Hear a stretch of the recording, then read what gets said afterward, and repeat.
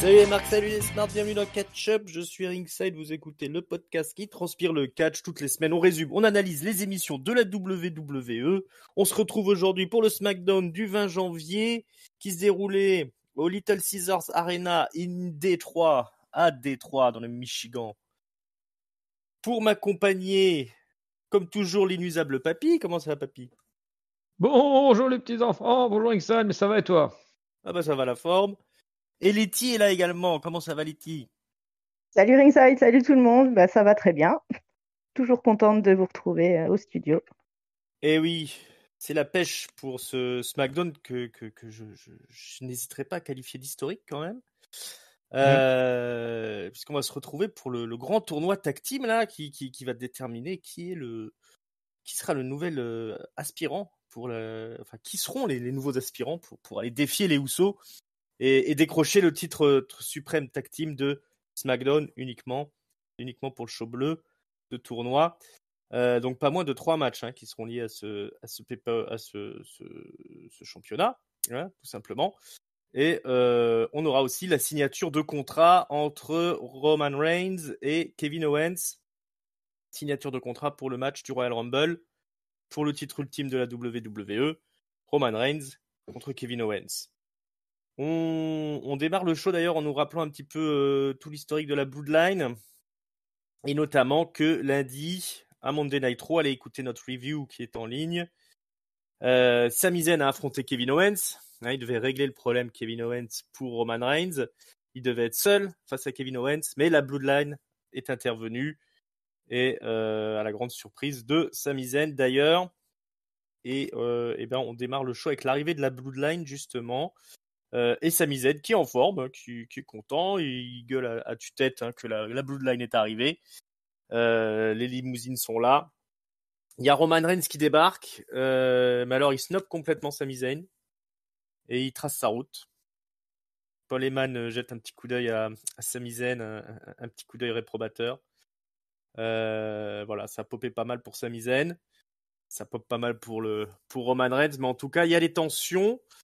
On enchaîne, on reparlera de la Bloodline et tout ça un peu plus tard. Après, on enchaîne tout simplement sur le premier match du tournoi qui oppose donc Drew McIntyre et Sheamus, la tag team récemment formée entre l'Irlandais et l'Écossais, qui affrontent les nouveaux, les vicieux, les Viking Raiders avec Valhalla toujours à leur côté. Et donc on a un match de 17 minutes 49, gros match de bourrin où ça tape d'un côté comme de l'autre, qui est quand même gagné par les Viking Raiders, n'importe quoi, par Sheamus et Drew McIntyre, évidemment, avec un bon brogue kick des familles de Sheamus sur Ivar, alors que Eric avait été mis hors circuit par un Claymore de McIntyre. Voilà, gros match de bourrin pour démarrer le show. Les gagnants, donc Sheamus et McIntyre, affronteront la semaine prochaine les gagnants du match qu'on aura plus tard dans la soirée entre Hitro et Los Lotarios. Le troisième match, ce sera Imperium contre les Maximum Male Models. Là, je vous spoil un peu la suite. Alors, ça sera pas ça. Ça sera Imperium contre les Brawling Brutes et Maximum Bell Models contre Legado del Fantasma. Ah ouais, d'accord. Faut dire que j'ai suivi le show du coin de l'œil. Et visiblement, il y a des choses qui m'ont échappé. Hitro et machin, ils s'affrontent quand même ce soir. Hitro et machin s'affrontent quand même ce soir. Il y a 4 matchs. Oui. Il y a 4 matchs. Ah, je croyais qu'il y en avait que 3. Non, il y en a 4. Wouhou, c'est pour ça que j'ai complètement décroché. Qu'est-ce qu'on a pensé de ce match d'ouverture? Letty, honneur aux dames. Dis-nous tout. C'était un bon match d'ouverture. Ça nous a bien mis dans l'ambiance de la soirée. Un gros match, des gros coups. Et c'était quand même, ça me paraissait difficile de faire un bon match contre les Vikings et pourtant ils ont réussi. Donc c'est déjà un truc à noter. Et puis cette équipe, moi j'aime beaucoup Sheamus et Drew McIntyre. Et ouais, ça donne envie d'en voir plus pour la suite et qu'ils aillent un peu plus loin. Voilà, pourquoi pas qu'ils décrochent les ceintures. Ce serait pas mal. Ouais, une belle présentation. Enfin, c'était un peu la promotion de la tag team Sheamus McIntyre avec les Viking Raiders qui ont fait qui ont joué l'opposition, quoi. C'était quand même assez compétitif, comme on dit. T'as été convaincu, toi, Papy? Oui et non, parce que j'ai pas besoin d'être convaincu par Sheamus et Drew McIntyre. En fait, c'est déjà des gars qui marchent plutôt bien. Après, c'est foutre les Vikings en face qui représentent pas grand chose et qui tiennent 17 minutes. C'était peut-être ça qui est un peu bizarre, quoi, quand tu as des mecs qui sont capables de faire de tenir tête aux Usos, puis d'un coup ils se mettent à mettre du temps à affronter les Viking Raiders. Bon, je suis partagé parce que s'il y avait tant de public, je pense que de voir Sheamus et Drew McIntyre nous foutent le grand spectacle, j'aurais été content. Mais d'un autre côté, d'un point de vue scénaristique, c'est toujours chelou de voir des main eventers galérer contre des low carders, quoi. C'est sur un petit peu particulier. Ouais, il y avait pas de suspense trop sur l'issue du match, de toute façon. Et il y a eu quand même 2 coupures pub pendant le match. Donc ça prouve bien que ça a duré un bon moment. Ce qu'il y a à noter quand même, c'est que les Viking Raiders arrivent avec un brassard. Petit brassard en hommage à Jay Briscoe, le catcheur qui a fait toute sa carrière à la Ring of Honor. Michael Cole le mentionne d'ailleurs dans les commentaires, qui est décédé cette semaine dans un accident de voiture. Il était au volant de son petit camion avec toute sa famille et voilà, en face une voiture s'est déportée. Il lui est rentré en plein dedans, il est mort sur le coup. Je crois qu'il avait 37 ou 38 ans, pas plus. Jay Briscoe, alors moi c'était un catcheur que j'aimais beaucoup. Clairement, c'était ce qui se faisait de mieux dans le catch, on va dire, indépendant ou du moins parallèle à la WWE. Il a fait quasiment toute sa carrière à la Ring of Honor. Moi, j'ai jamais vu un mauvais match de Jay Briscoe. C'est un mec qui avait le physique, qui avait le micro, qui avait la gimmick. Voilà, avec son frangin, c'était sûrement les Briscoe, donc Mark Briscoe, son frangin. C'était sûrement une des meilleures équipes de ces 15 dernières années. Voilà, ils ont fait des matchs exceptionnels, que ce soit contre les Young Bucks, contre les Viking Raiders qui s'appelaient les War Machine à l'époque, contre Red Dragon, contre les Wolves et contre Kevin Steen, El Generico. Donc Kevin Owens et Sami Zayn, si vous voulez. Kevin Owens a expliqué quand même qu'il devait pas mal de sa carrière, quasiment sa carrière à Jay Briscoe, puisqu'ils étaient sur le point de se faire virer de la Ring of Honor au début de leur carrière. Leur dernier match potentiel, c'était contre les Briscoe. Et avant de démarrer le match, Kevin Owens a été discuté avec Jay Briscoe en lui demandant est-ce que tu peux faire quelque chose, est-ce que tu peux faire un effort pour ce match-là, pour nous mettre en valeur, etc. Et Jay Briscoe lui a dit t'inquiète pas, on y va, on casse la baraque. Et ils ont fait un match de feu qui est resté un classique. Et ça a lancé la carrière de Kevin Owens. Voilà, je vais m'arrêter là, mais c'est une grosse perte pour le catch. En général, le catch mondial, c'était vraiment un des meilleurs catcheurs du circuit mondial de ces dernières années, quelqu'un qui était très apprécié des vestiaires. Donc une grosse perte, Jay Briscoe. Et comme je vous dis, vous pouvez aller voir n'importe quel match. Moi, j'ai jamais vu un mauvais match des Briscoe en tag team. Il a été 2 fois champion de la Ring of Honor en solo aussi, puis de plusieurs fois champion, que ce soit à la Ring of Honor en équipe également à la NJP, au Japon, à Impact récemment encore. Voilà, il serait arrivé tôt ou tard, je pense qu'il serait arrivé à la WWE, ils auraient fini champion. Voilà, il y a eu quelques problèmes de tweets qui étaient mal passés, mais bon, c'était anecdotique, c'est peut-être ça qui leur a fermé les portes à une époque. Mais clairement de la graine de très très très très grand catcheur, quoi. Voilà. Enfin, je sais pas, vous avez peut-être quelque chose à dire sur Jay Briscoe ou pas du tout? Pas du tout. Pas du tout. Faut mettre son clignotant quand on change de fil. Ah bah bravo. Quel horrible personnage, ce papy. Alors, la suite des événements, qu'est-ce qu'on a? Sami Zayn qui va discuter avec Roman Reigns et Paul Heyman dans les vestiaires. Voilà, il il fait un petit peu il prend sa propre défense, hein, Sami Zayn, etc. Et puis Roman Reigns, il s'énerve assez rapidement. Il lui dit combien de fois je vais devoir entendre tes conneries. Depuis quand tu crois que Depuis quand Roman Reigns, la tête de la table, elle doit s'expliquer auprès de Sami Zayn. Qu'est-ce que c'est ça fonctionne pas comme ça. Allez, tu dégages. Tu dégages. Sami Zayn, il a du mal à partir, mais quand même, Paul Heyman lui dit de se casser. Ça se passe mal dans les vestiaires pour Sami Zayn, on peut dire. Vous avez été surpris par la réaction de Roman Reigns? Ça fait plusieurs semaines qu'il lui pète un câble dessus de manière assez forte, Roman, en fait. À chaque fois, là, les dernières semaines, il s'était à chaque fois rattrapé en disant ouais, mais non, désolé, je dois pas m'énerver, etc. Il rattrape un peu le coup, puis ils étaient recopains comme cochons. Là, rebelote, il pète un câble complet. On sait pas comment ça se finir. Est-ce que cette fois-ci c'est la bonne ou est-ce que ça va encore une fois redescendre un peu en tension? On verra ça par la suite, mais en tout cas, on sent vraiment qu'il y a un truc qui dérange Roman.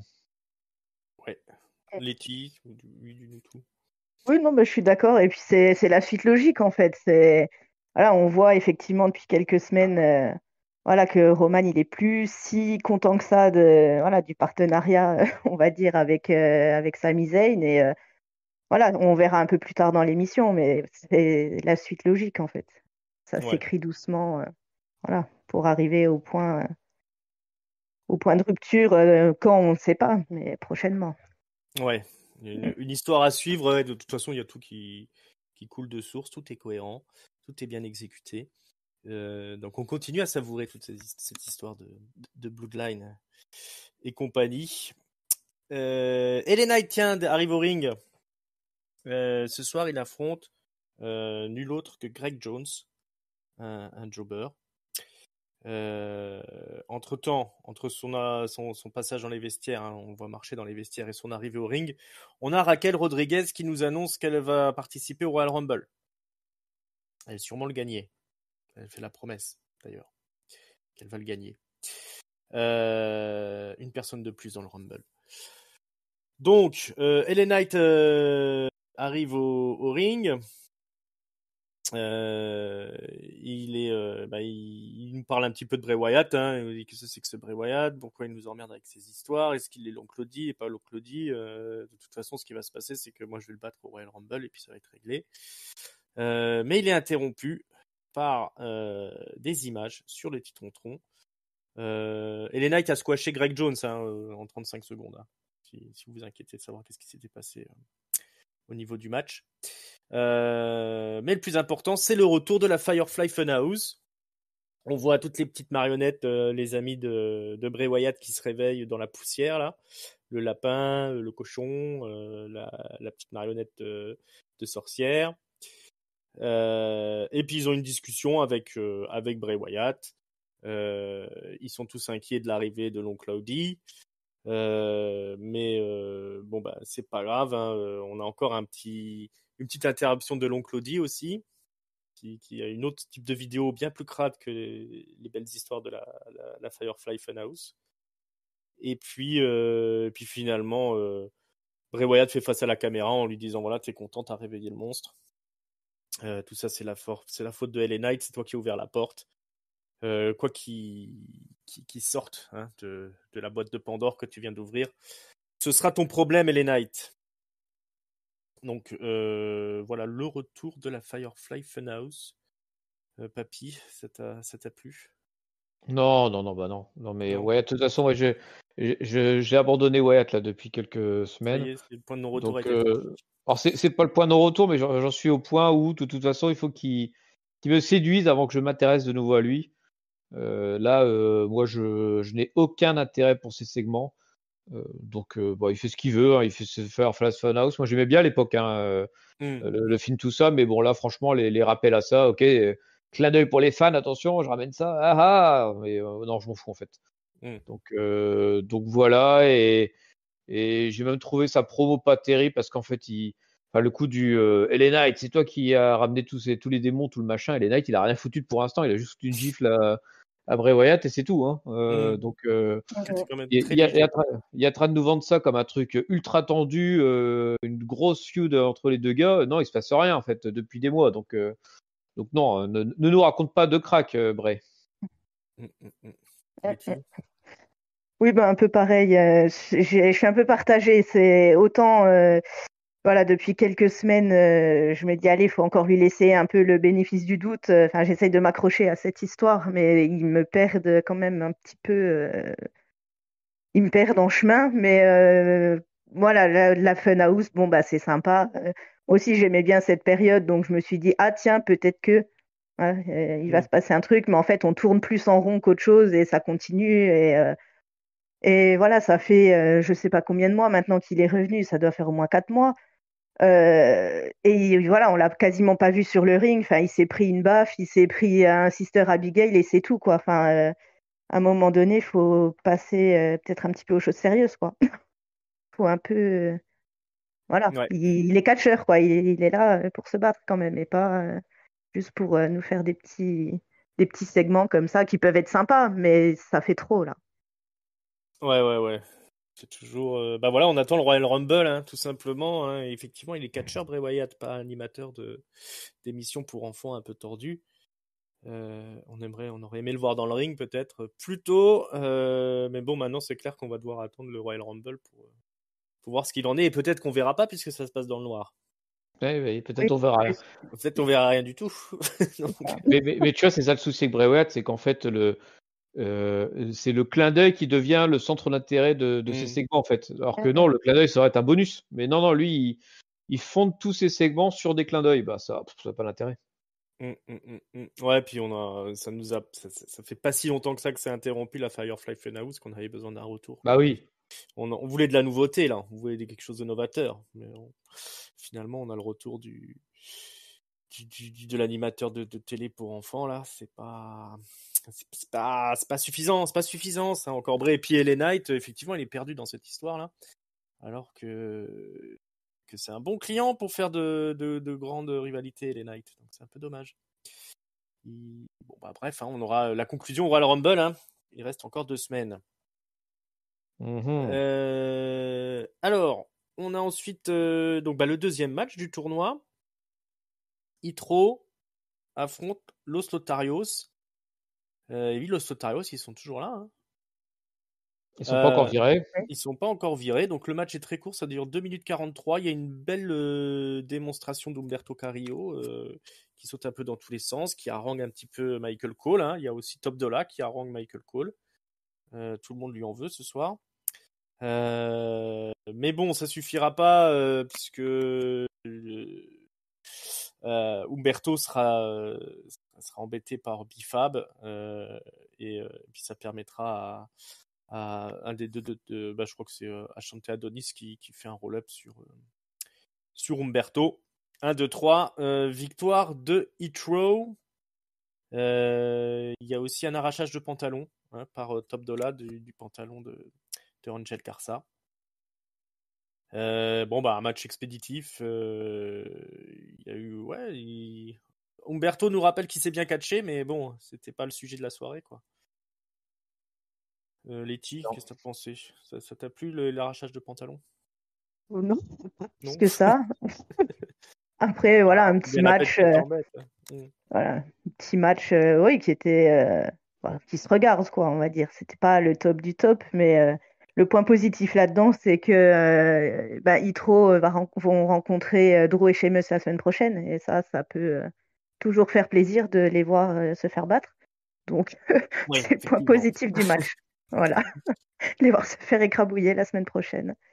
En espérant que ça prenne pas 17 minutes, quoi. C'est juste ça le truc. C'est ça, oui. Normalement, ces mecs-là doivent se faire décapiter en à peu près 30 secondes, quoi. Donc, Ouais, je suis d'accord. On va recroiser les doigts là-dessus. Hein. Un Claymore de 2 secondes, voilà. Ça y est. Voilà, hop, la cloche, hop, Claymore, merci, au revoir. L'affaire est faite.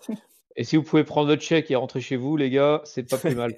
Non, mais après, là, pour le coup, ce match-là, il a aucun intérêt. Et malheureusement pour Los Lotarios, les deux équipes n'avaient rien à montrer. Donc, elles ont rien montré et ça a duré 2 minutes au moins. On n'a pas trop souffert. Ouais. Oh, Umberto était impressionnant quand même, sorti dans tous les sens là. Ouais, mais ils ont pas. Il est en bonne forme en plus, physique. Les deux, ils ont leur bonne forme, mais ils ont clairement pas envie de les utiliser pour l'instant. Ouais, c'est dommage. Il y a I3 à la place. Alors I3, ça fonctionne mieux en heal quand même. Tout le monde les déteste et c'est bien normal. Bah, c'était déjà le cas quand ils étaient face en fait. Ouais, c'est ça qui est pratique. Bon, bah on va avancer. On a un vidéo package sur Cody Rhodes. Il sera de retour au Royal Rumble. C'est noté. Et dans le mot de la fin. Voilà, exactement. Voilà. Moi, je suis content, il y avait Brandy Rhodes. Braun Strowman aussi nous fait une petite promo. Il va gagner le Royal Rumble. Hein, on dit que personne veut gagner le Rumble, mais Braun Strowman, lui, veut bien. Ouais, mais ils font des promos depuis leur shot là. Il y a jamais un gars qui est dans le ring et qui essaie de la foule avec lui quoi. Ils font tous un vidéo package dégueulasse. En disant, moi le Rumble cette année je vais le gagner hein. Et puis hop la semaine et puis après les gars on le voit pas pendant 3 semaines quoi. Il y a Kofi qui avait annoncé qu'il allait taper le record du Rumble, je sais pas quoi. Depuis il est plus le droit à venir à la télé. Ça va lui apprendre à ouvrir sa gueule. Travaille à NXT lui maintenant. Ah oui c'est vrai. Il a le droit de venir dans la Big League. Quel désastre. Quel désastre. Et oui, hein, le New Day est champion tag team NXT. Hein, je vous le rappelle. Oui, ils sont dans le tournoi au moins. Non, bah non, ils sont pas dans le tournoi. Bah non, non. Tournoi en plus, d'accord, super. Bah non, il vaut mieux avoir Itro et Los Lotarios. Alors. Tiens, Charlotte Flair. Elle arrive au ring. Puis elle est interrompue par Sonya Deville. Elles auront un match Royal Rumble, c'est ça? Je crois qu'il n'est pas encore annoncé. Hein. Il n'est pas encore annoncé. Pas annoncé, non. Voilà, Sonya Deville est méchante et Charlotte est gentille en ce moment. C'est ça. C'est ça. Elle a quand même eu des bons chants You Suck, Sonya Deville. Hein, le public a réagi quand même pour la détester, ce qui était plutôt pas mal pour elle. Hein, je veux dire, parce que quand t'es un heel qui fait réagir, c'est plutôt bien pour la suite de ta carrière. Mais il y avait rien de transcendant dans ce. Ah, c'est sûr qu'il y a plus de réactions quand t'as un Charlotte Sonya que quand t'avais un Ronda versus Liv Morgan quoi. Là on peut pas le nier, mais bon on va dire c'est la petite chute de rentrée de Charlotte. Je pense que ça c'est une péripétie dans son histoire. Ouais. Il y a Adam Pearce qui était un peu impliqué. Hein. Il est venu comme ça pour dire qu'est-ce qui allait se passer, puis pendant que Charlotte Flair était distraite, Sonya Deville l'a attaqué par derrière. C'est pas gentil. Il y aura une explication entre Adam Pearce et Sonya Deville. Hein. Non mais Sonya Deville, on en a rien à foutre, donc ils peuvent faire ce qu'ils veulent. Voilà, on est content que Charlotte soit revenue. C'est déjà ça. Roman Reigns dans les vestiaires discute avec Paul Heyman. Et il lui demande un petit peu son opinion sur la conversation qu'il a eue avec Sami Zayn, enfin plus l'engueulade qu'il a eue avec Sami Zayn. Paul Heyman rappelle qu'il admet qu'il a jamais aimé Sami Zayn de toute façon. Comment il l'appelle? Shmoli ou Shmoti mais il dit quand même que bon, avec la signature de contrat en fin d'émission, ce serait quand même mieux d'avoir Sami Zayn de notre côté. Il faut mieux qu'il soit qui soit là derrière nous plutôt qu'à faire je ne sais quoi dans les vestiaires pendant qu'on fait la signature. Tiens, Lacey Evans, on savait pas ce qui se passait avec elle. Elle a une nouvelle prise de soumission, le Cobra Clutch, elle va utiliser dans ses matchs une fois qu'elle sera de retour. Mais il faut qu'elle sera de retour parce que ça fait 3 semaines qu'elle est censée être de retour, elle est jamais là. Donc, ouais. Bah, elle, c'est un peu comme Bray Wyatt, passe plus de temps à faire des vidéos qu'à catcher. Mais elle a un beau personnage qui sert à rien. C'est sûr. Ouais. Elle va l'avoir le record, je pense, de celle qui a fait le plus de passages en vidéo. Avec Emma. Il y a Emma ou alors qui est-ce qu'il y avait eu aussi à l'époque Zayali, elle avait eu des dessins animés. Zayali, il y a des dessins animés. Il y a aussi le Funkosaurus aussi à l'époque. Funkosaurus, ouais. Mais c'était pas le même en fait. C'était des vidéos packages qui avaient aucun rapport avec son personnage au final. Ouais, quoi. ouais. C'était plutôt joliment fait. Fandango aussi au début, il a mis un certain temps à arriver. Ah bah Alberto Del Rio. Et Alberto, n'oublions pas Alberto et ses belles vidéos. Yo l'aurais dit Nosat. Ça encore c'est sympa ça. Alberto il nous manque Alberto. Ouais. Mais bon, tout ça c'était des gens qui arrivaient pour la première fois. Lacey Evans, ça fait déjà 4 ou 5 fois qu'elle revient. Bah, et surtout qu'elle reprend des gimmicks qu'elle a déjà repris dans le Ouais. passé. Donc, enfin, bon, elle C'est tourne en boucle. c'est là où vous voyez la différence entre C'est là le où il y a génie et la tout qui va connerie. pas. Ouais. Il y a une- Puis elle change de personnage trop souvent en fait. Mm. Enfin la dernière fois, elle nous a fait pendant 3 mois déjà des vidéos. Elle a dû faire 3 apparitions réelles avec son personnage et elle change. Ouais. Donc c'est pas comme ça qu'elle va réussir Je crois même qu'elle avait à déjà faire quelque chose quoi. elle avait déjà changé en cours de route, je crois. Ah bah oui, parce que le Aussi, ouais. personnage qu'elle nous vendait, malheureusement pour elle, le personnage qu'il vendait était absolument foiré complet, quoi. La fille qui C'est pleure ça. tout le temps, là, c'était insupportable. Insupportable, ouais. Mm. Bon, bah, des fois, il y a des trucs, quand ça veut pas, hein, tout simplement. Mais bon, ils ont une division tag team, hein, ils ont pas pensé à la mettre en tag team. Ah là là là là. Encore un match de tournoi, ça vous dit? Ouais. C'est Imperium contre les Brawling Brutes. Alors, ça se fout sur la gueule pendant 9 minutes 12. Et c'est Imperium qui l'emporte de haute lutte. Voilà, donc c'est Imperium qui avance dans le tournoi. J'avoue que j'ai regardé du coin de l'œil, je sais pas, il s'est passé quelque chose de spécial, une tricherie, un Non, truc, ou rien du non, tout, hein, c'était je- classique, hein. c'est du classique, mais c'est peut-être ça le souci, quoi. C'est que c'est du classique entre des gars qui ont bien fait le taf, hein, ils ont bien catché, mais vu leur niveau, 9 minutes sur un show de 2 heures ou alors t'enlèves une demi-heure de pub, bah, c'est largement trop, quoi. Mm. Ça intéresse personne, en fait. Ça Moi, intéresse c'est pareil, hein. personne. J'ai Ouais. regardé que d'un œil, hein. Ouais, non, mais c'était assez prévisible en plus les résultats, donc. Non, bah c'est pas pour rien qu'ils faisaient jamais de tournoi à la WWE. Paul Heyman approche Sami Zayn. Il lui dit que le Tribal Chief, le chef de la tribu, la tête de la table, a besoin de lui parler. Ensuite, on a un vidéo package pour les 30 ans de Monday Night Raw. Hein, ça, ce sera lundi. Il y aura des tonnes de stars. Des retours, des machins. Shayna Baszler, elle nous le promet, elle va gagner le Royal Rumble. On est content qu'elle soit dans le Rumble. Ah, ça fait des filles, c'est bien. Ça fait des Et filles, hein, ouais. ouais. C'est bien, comme ça on sera pas obligé de faire revenir Kelly Les Bella. ou les Bella. Je verrais bien une des Bella gagner cette année, tiens. Alors, arrête avec ça. Oulana. Oulana qui arrive alors qu'elle a rien fait. Ah oui, Voilà. ça ce serait beau. Ils nous annoncent plein de surprises, hein, pour le Rumble, hein. C'est pour ça qu'ils ont annoncé Cody Rhodes. Apparemment, ils auraient plein de surprises dans leur besace. Bah, il faut, hein, je pense, parce que Ouais. Cody Rhodes, si c'est ça la surprise. Enfin, s'ils misent tout sur Cody Rhodes, ça va être ultra chiant. Mais j'ose espérer que c'est parce que ils le mettent en avant parce qu'ils ont d'autres trucs sous le coude. Sinon, c'est suicide, hein. Ouais. Sinon, ça prouve que Vince c'est plus aux manettes, quoi. Bon, même si on n'a pas toujours eu des Royal Rumble. Non, bah non. Hein. Loin de là. Loin de là. Karrion Kross et Scarlett, ils discutent de leur match qui aura bientôt lieu contre Rey Mysterio. Puis Kross explique que Mysterio, soit il sera un homme de famille, soit il sera le plus grand des luchadors, mais il peut pas être les deux. Et puis Kross, il dit qu'une fois qu'il aura battu Mysterio, ben il ira gagner le Royal Rumble, tiens. Ça lui fera une belle fin de semaine. Voilà. Karrion Kross, un peu plus convaincu, Letty? Non. Depuis le flop de fin d'année? Non, Non, toujours pas. Non. Faudra qu'il fasse quelque chose.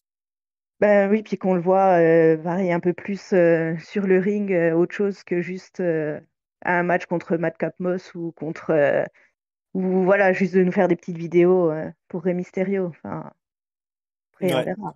Il Je faut pas lui laisse grand-chose, toujours le bénéfice du doute, mais je suis pas convaincue du tout. C'est peut-être lui derrière le masque de Oncle Audi. On sait pas. Ah, peut-être. Peut-être. Hein. Qu'est-ce que je voulais dire? Je ne sais plus. Ouais, bah il faudra qu'il fasse mieux que ça, hein, notre bon vieux Karrion Kross. Bah ouais, un week-end chargé, hein, s'il doit battre Mysterio et gagner le Rumble. Dis donc. On le verra plus de la semaine. Matt Au moins, il a Capmos, bossé. abonné absent, hein, aussi depuis un moment. Il est terminé, Madcap Moss, Matt malheureusement. Capmos, c'est fini, hein, on va le revoir à NXT, je le sens bien, ça. Et encore. Et encore. À la All Elite Wrestling, AEW Dark, Élévation. Allez, encore un match de tournoi. On se croirait à Dynamite d'ailleurs. Legado del Fantasma, accompagné de Zelina Vega et Santos Escobar, a fait le déplacement aussi. Ils affrontent les Maximum Male Models. C'est le grand retour des Maximum Male Models. Zelina Vega est au commentaire, à la table des commentateurs. Très en beauté ce soir, Zelina Vega. Et donc, on a un match très rapide, 2 minutes 59, qui est gagné quand même par Legado del Fantasma. Hein. On est content de revoir les Maximum Male Models, mais on ne se faisait pas trop d'illusions. Voilà, on est content d'avoir revu les Maximum Male Models. Papy, Massé de retour. Voilà, Massé avait été retrouvé la veille errant dans les rues, totalement hagard. Mais ouais, non, mais je suis qui tiennent pas plus de 2 minutes contre les gars de le Fantasma, ça me choque absolument pas. Par contre, ils auraient pu moins faire un effort pour les mettre en valeur avec leur personnage, parce que c'est pas dans le catch qui vont nous éblouir, quoi, les Maximum Male Models. D'ailleurs, ils ont galéré tout le match en fait. Ils savaient pas où se placer, ils savaient pas faire les prises. Ils savent pas. Alors, Mansoir, c'est un peu plus catchy que Massé. Massé, il est complètement incapable de catcher. Hein. Donc, c'est le forcer à catcher, c'est de l'acharnement thérapeutique là. Et en fait, ils auraient pas dû faire ça. Ils auraient déjà dû laisser les Maximum Male Models à leur entrée, parce qu'ils l'ont coupé pour la pub forcément, vu qu'ils nous mettent tous des matchs tag team, il n'y a plus le temps de faire les entrées de tout le monde. Alors que le 99% de l'intérêt de Maximum Male Models, c'est l'entrée. Et puis dans le ring, ils auraient dû faire un peu les couillons, quoi, et puis se faire prendre. 3 coups, c'était réglé, mais enfin voilà, quoi, je comprends pas pourquoi ils essaient de nous faire du vrai catch avec des mecs qui sont de la comédie, quoi. Ouais, ça sert à rien de faire des matchs compétitifs avec des rigolos. Et les titres, peut-être un point de défense, quelque chose qui t'a... Non, sur ce match, je suis plutôt d'accord. C'est vrai que les Maximum Male Models, on les attend à un autre, sur autre chose que sur forcément du catch, en fait. Et ouais, ils n'ont pas assez joué là-dessus. Autant des fois, c'est ça qui est un peu paradoxal, c'est que des fois, ils jouent absolument, ils veulent que certains personnages soient un peu hors ring et ça marche pas du tout, mais ils s'acharnent. Et là, c'est le contraire. On a au contraire des personnages qui marchent très bien hors ring et on les met dans le ring. Ils s'acharnent un peu à faire des choses des fois particulières. Hein. C'était pas forcément le bon plan, quoi. Ouais, le mauvais choix, ça n'a pas de logique. C'est zéro. C'est un petit point noir sur ce SmackDown historique. Voilà, donc du coup, si on fait les compteurs, on a Sheamus et Drew McIntyre, Hitro, Legado del Fantasma et Imperium qui sont toujours en lice. C'est ça, il contre il. Mais ça sera un joli match, ils ont dit Michael Cole, attention. Hein. Ouais. Et puis voilà, on voit pas du tout qui c'est qui va gagner dans cette histoire. Ouais, non, c'est un naufrage complet ce tournoi. Voilà. Alors pour ceux qui aiment bien le catch compétitif, c'est parfait, hein. Mais sinon, moi je trouve que c'est pas du tout adapté au format WWE, hein, tout ça. Mais revenons dans les vestiaires. Sami Zayn revient discuter avec Roman Reigns. Il a un petit peu peur, hein. Il y va doucement. Il a peur de se faire engueuler, mais finalement Roman Reigns lui dit écoute, voilà, je me suis un peu énervé là tout à l'heure. Je comprends que t'aurais préféré connaître le plan la semaine dernière. Allez, t'es un bon gars quand même. On est de la même branche tous les deux, de la même veine. Sami Zayn il est soulagé. Et voilà, Roman Reigns il dit voilà, on reste loyal, hein, tu nous montres que tu es toujours loyal avec nous, puis il n'y a pas de souci. Ils sont contents et finalement Reigns lui dit écoute, tu vas t'occuper de gérer les voitures, le jet, que tout soit prêt pour qu'on s'en aille, on va pas traîner, on va pas acheter le fond ce soir après la signature du contrat. Sami Zayn le remercie, puis il part s'occuper de ses affaires. Et on arrive au main event, qui sera donc la signature de contrat entre Kevin Owens et Roman Reigns. La table est dressée, hein, on attend l'arrivée des deux belligérants. Roman Reigns arrive avec toute sa clique. Ils arrivent au ring, ils se posent, et là, poum, il y a Kevin Owens qui débarque, qui se débarrasse des Usos. Non, Et il se débarrasse de, comment il s'appelle, de parce Solo qu'il arrive Sikoa. sans les Usos. Il arrive Ah qu'avec oui, Solo Sikoa au début. d'accord. Bon, en tout cas, les Usos ne peuvent rien faire non plus. Hein. Ils viennent l'aider, mais ils arrivent en retard, du coup, ils se font tabasser. Ouais, ils se font tabasser trop tard. Kevin Owens attaque Roman Reigns. Stunner et grosse pop-up power bomb à travers la table. Et après, il part pour attaquer Paul Heyman. Mais il y a Sami Zayn qui débarque. On a un petit face-off entre Kevin Owens et Sami Zayn. La foule est en feu. Et puis finalement, Owens retourne dans le public du haut des marches et il regarde les Solo Sikoa et compagnie essayer de remettre d'aplomb Roman Reigns. Voilà, Roman Reigns qui s'est fait surprendre, qui s'est pris la fessée par Kevin Owens, pop-up powerbomb à travers la table, les Usos qui arrivent trop tard, Solo Sikoa qui arrive pas à faire son job d'enforcer, et Sami Zayn qui ne peut que être témoin de tout ça. Quelles seront les répercussions pour la suite pour les Usos, pour Sami Zayn? Est-ce que Roman Reigns va pardonner tout ça? Kevin Owens est dangereux. Kevin Owens peut peut-être gagner le championnat. Toutes ces réponses au Royal Rumble. On aura quand même un Go Home Show entre-temps. C'est un peu le point culminant de cette rivalité qui dure depuis des années entre Kevin Owens et Roman Reigns. Mais est-ce que c'est le point culminant de la rivalité entre Sami Zayn et Kevin Owens? Je ne sais pas. Qu'est-ce qu'on en a pensé de ce main event, de cette signature de contrat assez expéditive? J'ai oublié de mentionner que Kevin Owens signe le contrat. Hein. Une fois que tout le monde est à terre, il arrache le truc d'Eman Paul Heyman et il signe le contrat. Qu'est-ce qu'on a pensé, Letty? Grosse signature, grosse fin d'émission. Kevin, je pense qu'il a joué le bon truc en arrivant voilà, par derrière et en se débarrassant un par un de chaque membre de la Bloodline. Et au-delà de la signature en tant que telle, tout le fil tout au long de l'émission, je trouve que sur cette histoire-là, les histoires sont vraiment super, super bien écrites. Tout se met en place petit à petit. Il y a une logique dans tout ce qui se passe. Plein de petits détails, plein de petites choses qui font que, voilà, Roman qui dit à Sami, va avec les Ouzo t'occuper voilà, de la voiture, tout ça, alors qu'on voit bien que les Ouzo, ils arrivent quand même super vite, même s'ils arrivent en retard, mais ils étaient, à mon avis, pas avec Sami.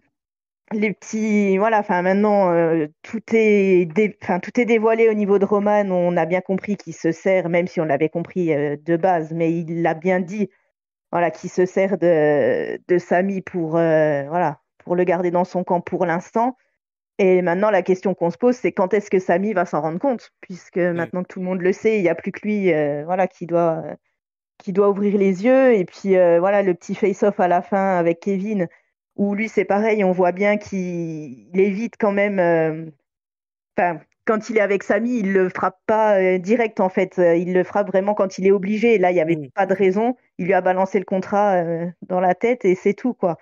Donc c'est voilà plein de petites choses qui nous font juste attendre quand est-ce que voilà Kevin va réussir à faire comprendre à Sami qu'il avait raison depuis le début en fait. Et je trouve que c'est super bien écrit et ça donne vraiment envie de voir la suite la semaine prochaine. Ouais. Ouais, on aurait tendance à penser que ça aurait été une superbe séquence pour un Go Home Show, mais pour Aussi, oui. le show Mm, mm, avant le mm. pay-per-view, hein. Mais en tout cas, ouais, effectivement, super bien écrit, super cohérent, tout ça, encore une fois, coule de source. Et puis, c'est pas tout le temps qu'on a un babyface qui agit intelligemment. Hein, là, Kevin Owens, il a vraiment attendu son heure, le moment idéal pour attaquer et pour marquer le coup et bien montrer qu'il est dangereux et qu'il peut mettre à terre Roman Reigns. Ça fait plaisir de voir un petit peu un babyface qui est pas con comme un balai, qui vient attaquer les gens quand ils sont 3 ou 4 dans le ring, ou qui se laisse piéger dans le premier truc venu. Papy, convaincu toi? Oui, convaincu sur les deux plans. Alors d'abord, je vais le faire dans le désordre. Je vais commencer par le main event. Sur le main event, on a Kevin Owens Cederson, je trouve, qui était en retrait. Il avait même été largement dominé. Il avait été dominé par Sami Zayn la semaine dernière, puis atomisé par Bloodlines. Donc là, il était vraiment, il avançait vers le Rumble en étant ultra bas. Et je trouvais que c'était un momentum qui était pas terrible pour lui. Ouais. Et là, en fait, il s'est pas rattrapé là-dessus. Donc le travail est plutôt bien fait puisque finalement, à lui tout seul, il élimine toute la Bloodline. Donc c'est comme plutôt intéressant pour lui. Et après, il y a tout le travail autour de Sami Zayn et Reigns. On en parlait tout à l'heure avec Wyatt, où en fait, lui, il fait que des clins d'œil pour faire des clins d'œil. Là, tu as la grande histoire qui se raconte, et puis tu as tous les petits détails, effectivement, qui viennent agrémenter l'histoire, puis rajouter un peu de sel et puis un peu de suspense, quoi. Comment ça s'appelle Paul Heyman qui fait revenir Sami Zayn, et puis Reigns qui s'excuse auprès de Sami Zayn, ça se finit par Paul Heyman qui fait un petit merci à Reigns en disant c'est bon, t'as bien joué la comédie pour garder Zayn avec nous, quoi. Donc il y a ce côté-là. Tu as aussi le côté, comme Letty disait, que Sami est toujours en retard quand il s'agit d'aider la Bloodline. Ça avait déjà arrivé il y a quelques semaines où en fait il était parti avec, il avait amené comment ça s'appelle, Solo Sikoa avec lui, et puis il avait laissé les Usos tout seul se faire attaquer. Donc ça fait plusieurs fois que ça fait le coup, et tu sais pas si c'est le hasard et que le hasard fait que finalement Zayn va se faire virer de la Bloodline juste parce que pas de bol, ou si peut-être qu'à un moment il traîne un peu, quoi. Il voit les choses se passer, puis il avance à son rythme. Et Letty disait quand est-ce que Zayn va s'en rendre compte, c'est la question. Parfois, ça peut être est-ce qu'il s'en est pas déjà rendu compte et qu'il n'a pas switché de camp, tu vois. Ça peut. Ils peuvent toujours jouer là-dessus, en fait. Alors, je pense pas que ce soit le cas, mais bon, on sait pas. Hein, mais voilà, donc la Bloodline, il y a vraiment une grande histoire. Elle va couvrir tout le SmackDown. Et en plus, il te rajoute plein de petits détails pour que ce soit bien. Donc, ce travail-là est bien fait. Autant le reste n'a aucun intérêt. Autant ça, par contre, c'est bien foutu. Ouais. Un main event hyper efficace, avec une histoire qui est quand même hyper travaillée. Et puis qui nous tient en haleine depuis de bons mois maintenant. Voilà, en tout cas, on a fait le tour de ce SmackDown. Du coup, on passe au mot de la fin. Il faut donner un top, un flop, une note. Letty, combien tu mettrais au show? Qu'est-ce qui t'a bouleversé? Qu'est-ce qui t'a énervé dans ce SmackDown? Sur le top, je pense que je vais pas être original, mais je vais dire tout le fil bleu autour de la Bloodline, ce qu'il y a eu sur tout le show. Toutes les petites pastilles à chaque fois entre les matchs, voilà, ça donne vraiment le lien à tout le show, donc ce sera mon top. Au niveau du flop, je vais dire les vidéos package. J'en peux plus. En fait, là, il y en avait entre Cody Rhodes et puis même les promos vidéo. Enfin, on a eu qui? On a eu Braun Strowman, Lacey Evans, il y a eu Karrion Kross, Shayna Baszler. Enfin, c'est beaucoup trop. Enfin, prenez un micro, venez sur le ring, je sais pas, faites quelque chose, mais Je suis totalement beaucoup d'accord. trop de vidéos. Donc, ce sera mon flop. Et au niveau de la note, je vais pas être trop méchante puisque c'est vrai que déjà rien que tout le fil bleu, enfin moi c'est déjà quand il y a un liant, déjà voilà, ça donne un intérêt je trouve au show. Après le tournoi, bon, les équipes qui étaient dedans, qu'on aime ou qu'on n'aime pas, il y a au moins, enfin je trouve qu'il y a quand même de l'idée, voilà pour trouver des challengers. Je vais mettre un petit 3 sur 5. Un petit 3 sur 5. Bah, c'est bien payé. C'est un bon, voilà. 3. Hein, mon bon papy, dis-nous tout. Ouais, alors moi, c'est marrant parce que je vais avoir à peu près les mêmes, la même vision que les teams en version vénère.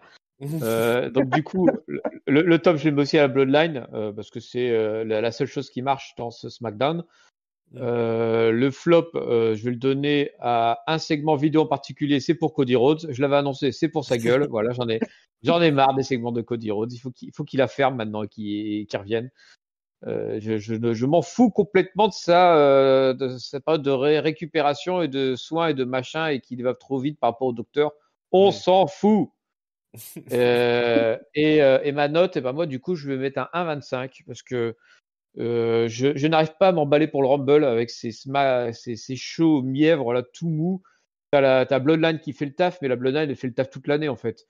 Et à aucun moment tu te sens dans le Rumble. Alors je suis d'accord, il y a des gars qui ont dit ouh là là, j'aimerais bien aller au Rumble, mais je sais pas moi, foutez-vous sur la gueule, battez-vous, dites que pourquoi vous voulez gagner le Rumble. Pourquoi juste comme ça parce que il faut le dire. Est-ce que vous voulez être champion du monde derrière? Non, peut-être, je sais pas. Il y a personne qui nous vend vraiment le truc, quoi. C'est juste c'est bon, ça y est, ça tourne. Alors moi, j'irais bien en Rumble, hein. Allez, salut. Et puis c'est terminé. Donc ils me gavent tous ces cons, voilà, je le dis. Et 1,25 pour leur gueule. 1,25 pour leur gueule, voilà, une note claire, nette, la sanction. Ouais, moi je vais mettre 2 au niveau de la note. Je vais mettre le flop au tournoi finalement. On sait quand même depuis des années que la WWE n'est pas douée pour faire des tournois. Là, tu fais une émission là-dessus, 4 matchs. Moi, j'ai décroché quasiment au milieu du premier match. Il n'y a pas de suspense. On n'a pas envie de voir des matchs compétitifs qui durent soit 2 minutes, soit 20 minutes là. Pas de rebondissement, il n'y a rien, même pas une tricherie, rien du tout. Enfin, une vague tricherie de Hitro là, mais c'est trop léger. Voilà, moi ça m'a fait perdre le show et vous avez bien raison, il y a beaucoup trop de clips vidéo aussi.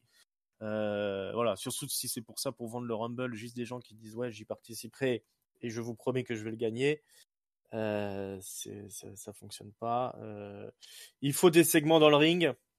Mais quand bien même ils sont mauvais, c'est pas grave. Si on a une émission en direct, c'est pour avoir des gens dans le ring, faire des promos dans le ring, pas pour avoir des trucs enregistrés. Sinon, on regarde Dynamite. Il y avait un gros effet, un arrière-goût de l'Elite Wrestling là, cette semaine. C'était pas. L'arrière-goût dégueulasse. Ouais, c'était pas très digeste. Le top, je vais le donner à la Bloodline évidemment, qui, comme chaque semaine, nous régale. Heureusement qu'ils sont là et qu'ils font leur segment en direct, hein, pas comme les autres. Bah oui. Décidément, Roman Reigns, Sami Zayn, les Usos, Kevin Owens, hein, c'est eux qui nous sauvent la WWE en ce moment. Quand même du très très bon boulot de leur part, mais alors le reste, n'importe quel booker feignant peut vous booker un tournoi aussi plat. Hein. C'est vraiment pas intéressant, surtout qu'on sait très bien que c'est Sheamus et Drew McIntyre qui vont gagner le truc. Donc à la limite, tu fais un tournoi sur une soirée, c'est réglé. Hein. Il y avait des épisodes comme ça avec John Cena où il devait gagner un truc dans la soirée et puis ça avait plus d'influence sur le reste des semaines. Mais putain, 2 semaines à se taper des matchs comme ça sans intérêt, c'est pas la bonne cam, hein. Pas du tout. Non, mais tu as raison. Il s'inspire. C'est un arrière-goût de Dynamite et je comprends pas pourquoi il s'inspire de ça en fait. Bon, j'arrive pas. Je suis désolé. Moi, je suis. C'est Je deux comprends visions pas du pourquoi. catch. Hein. La Mais du vision coup, de. Ouais, vas-y. Tu prends modèle sur un truc qui marche moins bien que ton programme, quoi. Ouais. Mais je pense T'as un que produit, il marche bien, et hop, tu vas prendre modèle sur un truc qui marche moins bien en disant ah, mais c'est ça que les fans ils veulent voir. J'ai eu 3 Twitter et 2 TikTok qui l'ont dit. Non, mais on s'en fout, les gars.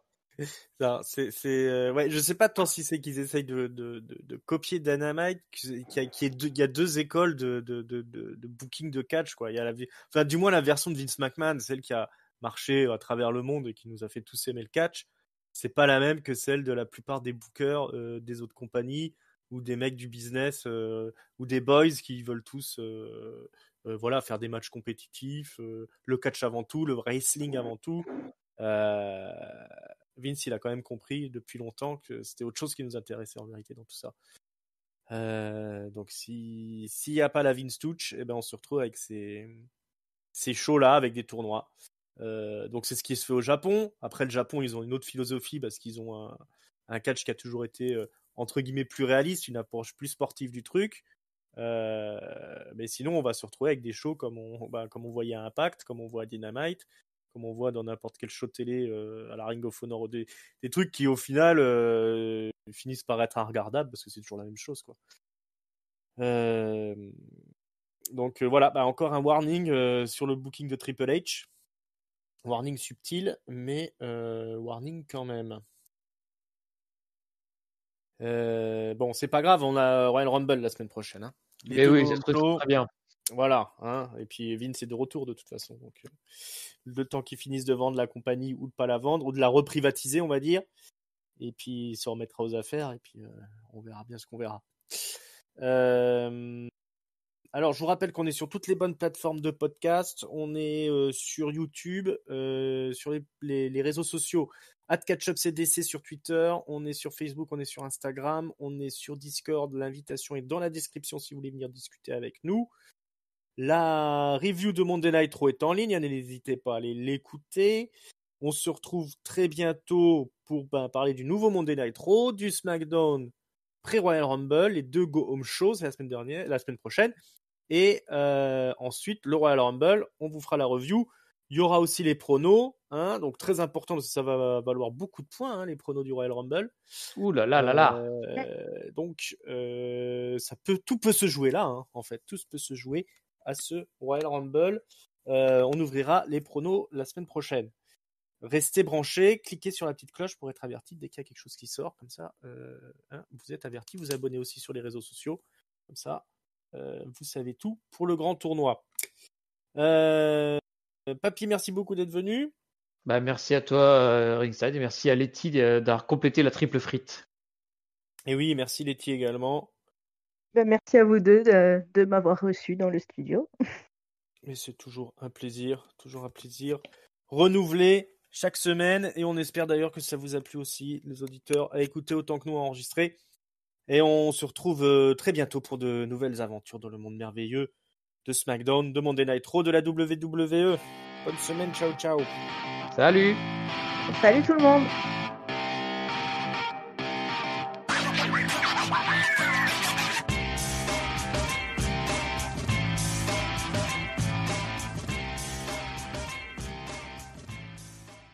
Putain de gréviste. Putain de gréviste de merde.